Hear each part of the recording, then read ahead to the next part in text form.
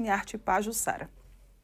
Agora a gente muda de assunto, tá? Aqui no nosso estúdio. É que a Agência Nacional de Vigilância Sanitária, a Anvisa, proibiu a venda e o uso de produtos à base de fenol, que é a substância química utilizada em procedimentos estéticos invasivos, como o peeling de fenol, né? Que se tornou bastante falado aí devido ao caso, né, da morte daquele empresário que aconteceu lá em São Paulo. De acordo com a agência, a determinação ela ficará vigente enquanto são conduzidas as investigações sobre os potenciais danos associados ao uso dessa substância química, que vem sendo utilizado, né, como eu já citei, em diversos procedimentos invasivos. Para a gente entender melhor essa decisão da Anvisa, nós vamos conversar agora aqui no estúdio com o advogado Juliano Pessoa. Seja muito bem-vindo mais uma vez. Obrigada pela sua participação aqui junto com a gente. Seja bem-vindo, bom dia. Vamos lá então começar, né, Juliano, a explicar essa decisão da Anvisa. Veja só, Mara, a Anvisa foi até bastante rígida, eu diria, né? Ela restringiu totalmente o uso, a utilização, a importação, enfim, inclusive para médicos. Sim. Né? Então, assim, o fenol é uma substância bastante utilizada e há anos utilizada, principalmente por alguns especialistas, como dermatologista, como cirurgião plástico. Então, ou seja, esses profissionais têm bastante habilidade, eu diria, para utilizar esse tipo de substância. Mas a Anvisa decidiu ser um pouco mais firme diante desse acontecimento que você narrou aí, né, do óbito desse paciente, que vale ressaltar que não foi atendido por um profissional médico, né? E aí a gente levanta toda a discussão e a importância, Mara, das pessoas no momento de buscar esse tipo de procedimento, dela se cercar de determinados cuidados, né, de verificar quem é a pessoa que ela está buscando, quem é o profissional, se ele tem habilitação, onde é que estão essas credenciais. Ou seja, é fácil hoje com o advento da internet de você buscar informações dos profissionais, visualizar se ele é vinculado a algum conselho de classe, né, que tem toda a sua regulamentação de como determinado procedimento deve ser realizado, enfim, todos os cuidados que são necessários, eu diria, para qualquer pessoa. Essa decisão realmente se deu por conta, né, da morte que aconteceu nessa clínica de estética lá em São Paulo? Eu diria que sim, né? A repercussão foi grande na mídia nacional, em todo o país, né? Repercutiu. A gente tem várias discussões hoje, inclusive no Poder Judiciário, Mara, em torno dessas discussões de profissões, ou seja, profissões que não são profissionais da medicina, né? Querendo realizar procedimentos estéticos, alguns inclusive com autorização já do seu respectivo conselho, como é o caso da biomedicina, farmácia em alguns aspectos, odontologia em alguns aspectos também existe liberação. Então, ou seja, e a medicina se contrapõe especialmente, como nesse tipo de procedimento, especialmente nos procedimentos mais invasivos, porque o que é que denotou de forma muito clara essa notícia de que a profissional, né, se é que pode assim chamar, quando se deparou com determinada reação, ela não soube sequer identificar. Quanto mais sanar o problema do paciente. Então, esse é o grande risco e, por isso, toda essa exigência e todo esse rigor, às vezes, de determinadas cautelas que são necessárias, inclusive para o paciente.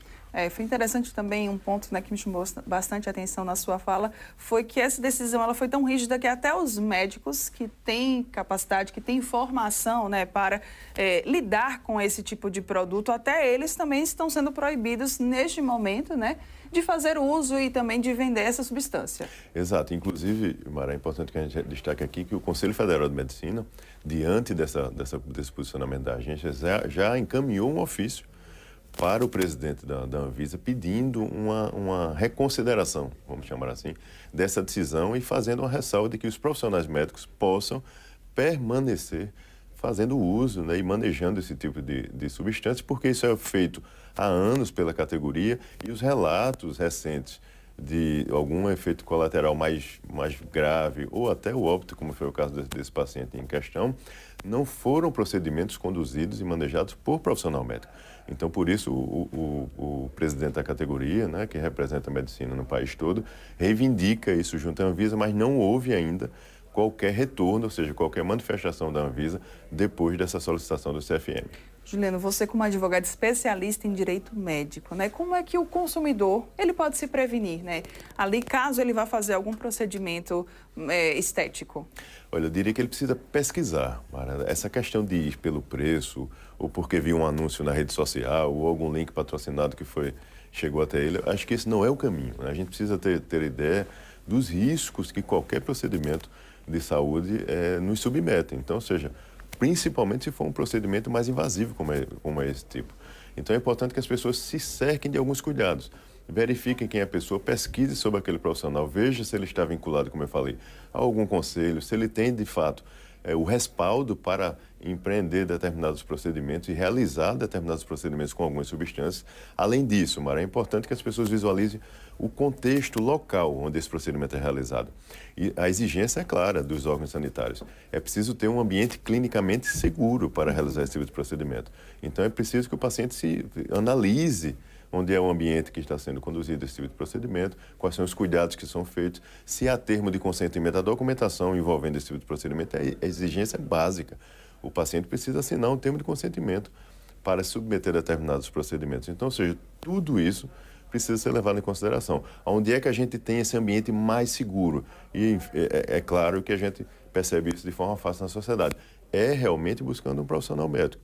Tá? Eu que lido com essas demandas no dia a dia, esta categoria a gente pode afirmar que ela se cerca de todo esse cuidado e existe um rigor em cima da categoria, inclusive, diante das possíveis responsabilidades que podem surgir. Os demais profissionais que estão, de repente, adentrando nessa seara desses procedimentos também, igualmente, podem ser responsabilizados por qualquer conduta inadequada ou por algum dano que causa a determinada pessoa, como foi esse caso mais grave ainda, que foi o caso de óbito do paciente. E se hoje, por exemplo, no momento de proibição, alguém se aventurar a realizar procedimento com substância proibida, Mara, pode até, depender se o paciente virar óbito, como foi esse caso, pode até responder por homicídio, né? Porque, assim, a depender do contexto que se dê a situação. Então, ou seja, é cautela, eu diria que é a maior palavra, principalmente para o paciente que vai buscar esse procedimento. Aproveitando esse gancho, né, que você falou sobre os profissionais médicos, né? Quais que são as responsabilidades legais que eles podem, que eles devem suportar em caso de incidentes? Porque, Julieta, você também citou algo muito interessante nessa sua resposta anterior, que foi, né, os procedimentos, geralmente, eles acabam ali envolvendo algum tipo de risco e muitas vezes nós somos alertados sobre isso. Então, vamos falar sobre responsabilidade legal desses profissionais médicos. Ótimo. Pegando esse gancho da sua fala, nós somos alertados enquanto pacientes e devemos ser alertados. É importante que o paciente tenha ciência disso. É dever de qualquer profissional da saúde que irá realizar um procedimento, seja ele qual for, trazer todos os esclarecimentos para o paciente em relação aos riscos envolvidos, quais são as consequências, qual é a conduta que ele terá naquele procedimento, como se darão as etapas envolvendo aquele procedimento, se for o caso. Então, tudo isso precisa ser devidamente esclarecido para o paciente e o paciente, Maria, precisa consentir, ou seja, ele precisa anuir, autorizar aquele profissional a realizar aquele procedimento. E vale ressaltar, não é pelo fato do paciente anuir, autorizar o procedimento que a qualquer momento ele não possa desistir. Isso também é possível por parte do paciente. Então, ele pode autorizar no primeiro momento e a qualquer momento ele pode revogar totalmente esse consentimento que ele deu ali inicialmente. Então, os profissionais precisam estar atentos para todas essas responsabilidades que cercam qualquer procedimento de saúde. A gente está tratando de vidas, de questões claras, né, que envolvem a saúde de um ser humano, então tudo isso precisa ser tratado com muita seriedade, com muito cuidado, e quando acontece alguma consequência, Mara, como foi esse caso, toda a formalidade ela passa a surgir, né? Então, ou seja, polícia, como é o caso de óbito, a polícia passa a investigar, todos os procedimentos formais serão analisados, se houve termo de consentimento, se houve todo esse esclarecimento para o paciente, o rigor do armazenamento, do acondicionamento de determinadas substâncias, se foram seguidas as normas sanitárias, tudo isso vai ser analisado numa situação como essa. Então, por isso, de fato, muito cuidado, não só para o paciente, bem como para os profissionais que ofertam esses procedimentos, porque, de fato, não é algo simples que a gente está tratando. É muito complexo e muito sério, realmente. Juliana, eu queria que a gente agora entrasse realmente mais a fundo nessa questão das penalidades dos profissionais, como você bem usou, né, esse termo, se aventurarem aí em realizar esses procedimentos que estão hoje proibidos. Olha, ele pode sofrer responsabilidade administrativa, ou seja, a própria agência reguladora, né, sanitária poderá impor multas e determinadas outras penalidades. Ele pode sofrer sanções sob a ótica civil, né? Ou seja, uma demanda civil para reparar os danos causados, não só sob a ótica moral, mas estética também.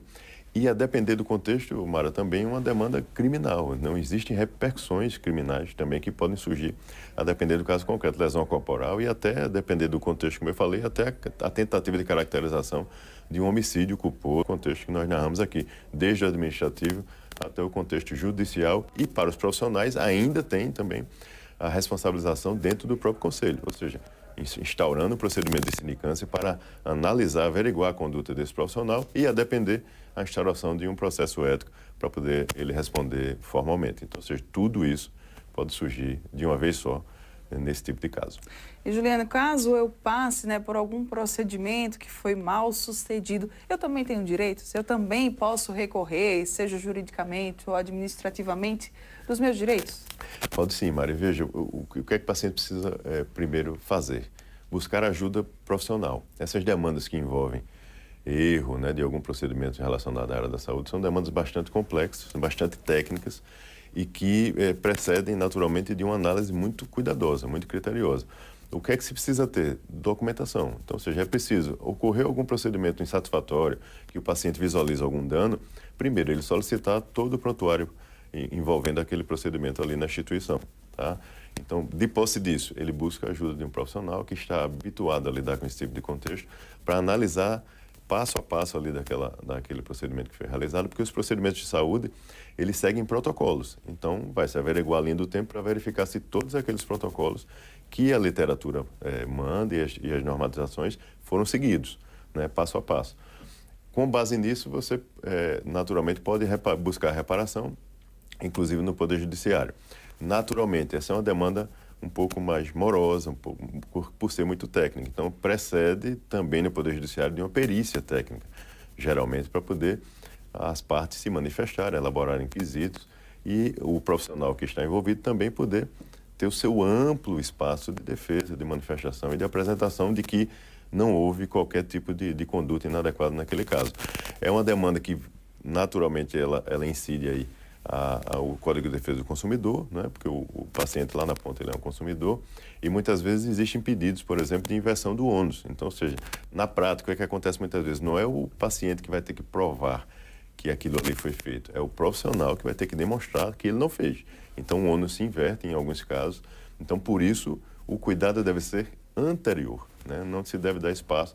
Tem um prontuário muito bem construído, muito bem relatado, toda a documentação que envolve o procedimento muito bem resguardada, termo de consentimento, tudo que envolve precisa estar minuciosamente cuidado e guardado, porque caso seja necessário, você vai estar com toda a documentação, com toda a demonstração de que agiu de acordo com a literatura, com a normatização científica e com as normas reguladoras desse mercado. Então, esse é o caminho.